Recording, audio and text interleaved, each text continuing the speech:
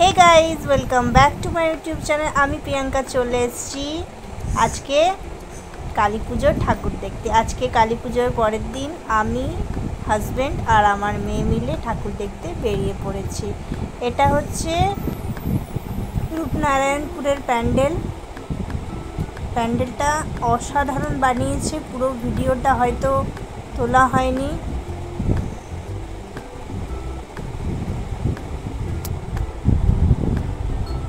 আর এটা হচ্ছে পাঁচগিছিয়ার প্যান্ডেল।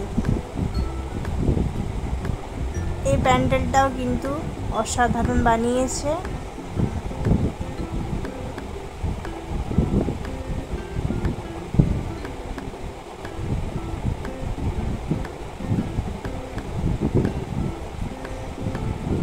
বাইরে নন্দী মহারাজ বসে আছেন, এখানে একটা শিবলিঙ্গ করা হয়েছে।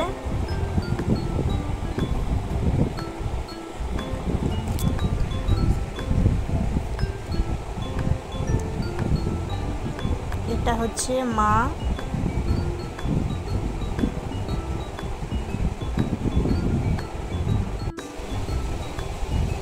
এরপর আমরা পাঁচগিছিয়া থেকে যেটা রাজীব চক আছে সেখানে আমরা ঠাকুর দেখতে যাচ্ছি।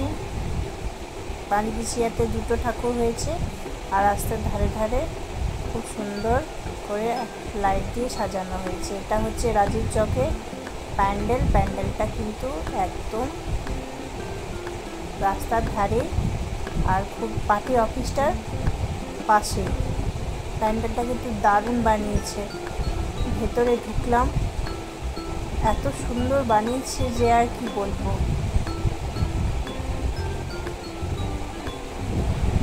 সামনে আসানসোলের বিধান উপাধ্যায় দাঁড়িয়ে আছেন। এরপর চলে যাচ্ছি আমরা পাঁচগিছিয়ার পাশেই যেটা নুনি মোড় আছে সেখানে। এটা হচ্ছে পাঁচগিছিয়ার পাশে যে বড় 35 ফুটের মা কালী হয়, সেই প্যান্ডেলটা রাজস্থানী প্যান্ডেল বানিয়েছে। ভেতরটা এক শীষমহল, দুর্দান্ত একটা প্যান্ডেল বানিয়েছে। চলো তোমাদের সাথে শেয়ার করি।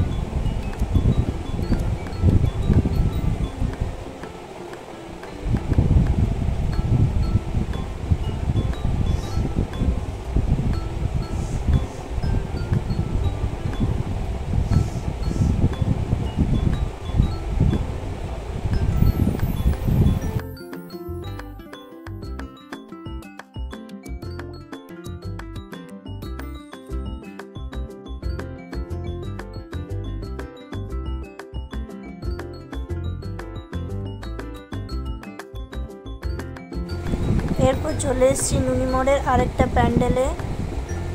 এখানেও খুব সুন্দর প্যান্ডেল বানিয়েছে আর বিশেষত এখানে খুব সুন্দর অনেকটা জায়গা জুড়ে মেলা বসেছে। পেছনটাতে মেলা আর সামনেটাতে প্যান্ডেল বানিয়েছে, খুব সুন্দর থিম বানিয়েছে। এটা হচ্ছে বাজ পাখি আর এগুলো হচ্ছে মাছ আর এগুলো ফুল জলের ভেতরে মানে দেখাতে চাইছে এগুলো ফুল ফুটেছে, মানে সমুদ্রের নিচে হয়তো এটা কিছু থিম বানিয়েছে। সুন্দর সুন্দর ফুল। এটা হচ্ছে বড় মতো বাজ পাখি।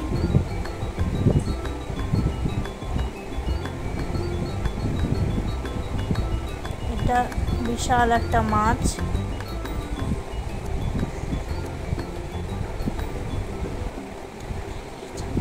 যতটা পেরেছি আমি মোবাইলে ক্যাপচার করার চেষ্টা করেছি, কিন্তু মোবাইলের থেকেও এই থিমটা দারুণ হয়েছে। আর এই মা কালীটাই হয়েছে কিউট মা কালী। মায়ের মুখটা এমনিতেই সুন্দর হয়, তার মধ্যে এই মা কালীটা একেবারে কিউট। ভিডিওটা দেখার জন্য ধন্যবাদ।